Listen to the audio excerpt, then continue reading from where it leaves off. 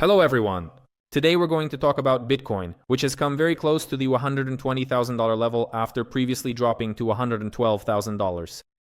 Let's pay attention to the following point. First of all, the correction that happened wasn't random. It went right to the previous high.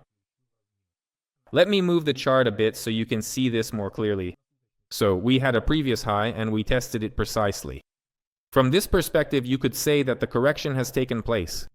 On the other hand, we've returned to the range, and as I showed, we could stay within this range for quite a long time.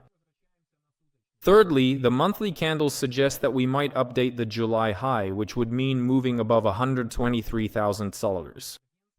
Fourthly, there are significant downside risks clearly indicated on the weekly time frame, and this potential drop could realistically reach the crucial $109,000 level.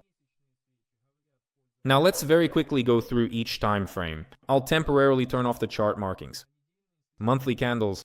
Look, on the monthly candles we had a full bullish candle in July, and that suggests a new high is likely. That doesn't mean August can't close with a red candle, but it does mean that with high probability in August, September, or sometime soon, we should see this high updated.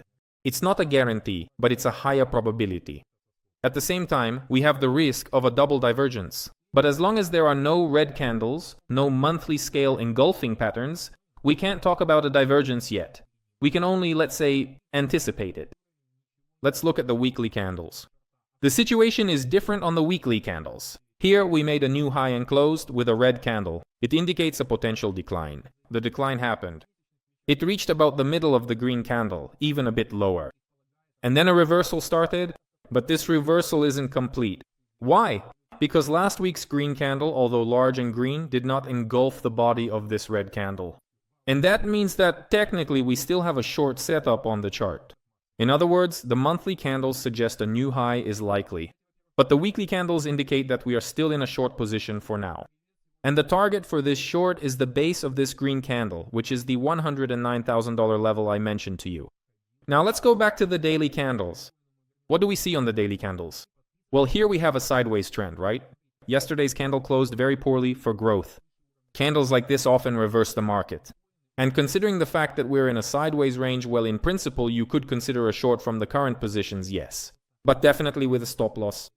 But I would wait until the end of the day, because if today closes above the level of $119,841, let's take a closer look, above this yellow level, then that would mean there's a high probability the market is heading toward a new all-time high. If you decide to go long, make sure you do it with a stop loss. On the other hand, if we see that today fails to break through the 119,840 level, then you can try opening a short position with a target of 117,420. Why is that? Because we could stay within this range for quite a long time. If we look at the state of the stock market, I'll do a review of the Dow Jones or S&P in the coming days. We'll see that today the Dow Jones is up 1%, the S&P is up 0.9%, and the Nasdaq is up 0.9% as well. And in a way, this opens a window of opportunity for the cryptocurrency market. Maybe altcoins will go up, I don't know. But on the other hand, you have to understand that this growth is happening near the all-time highs of the Dow Jones, the S&P 500, and the Nasdaq indices. And this points to significant downside risks. The market is objectively overheated, but we don't know from which levels a serious correction or even a global reversal will begin. Now let's look at the 4-hour candles.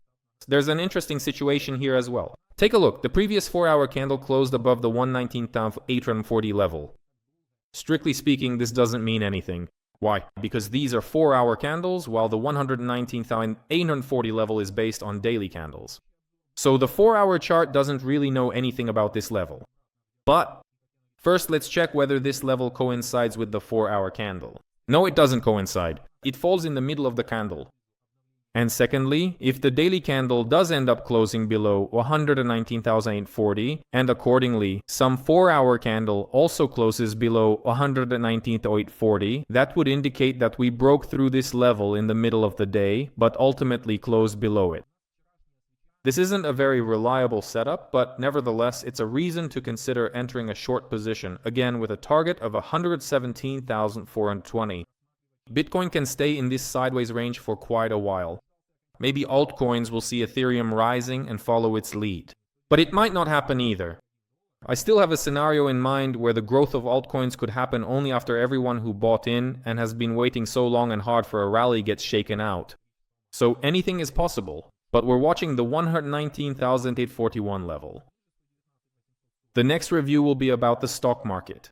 We'll return to Bitcoin in a couple of days. For now, we'll keep watching. Subscribe and leave your comments. See you next time. Goodbye.